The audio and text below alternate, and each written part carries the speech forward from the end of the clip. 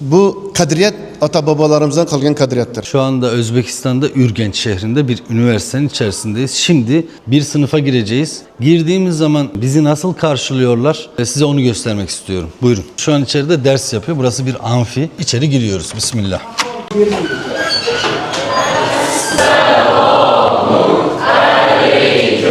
Bu ülkede kapıdan girdiğimiz zaman öğrenciler bu şekilde karşılıyor.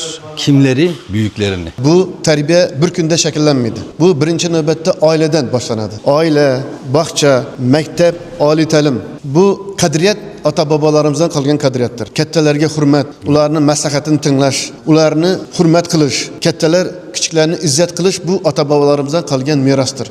Çünkü terbiyeli, adab, ahlaklı yigit albatta kelajakka xizmat qiladi, mamlakatimiz rivojiga xizmat qiladi, o'rnak bo'ladi. Shuning uchun bizni talabalarimiz doimo kattalarga, o'zidan kattalarga shunaqa qilib salom beradi.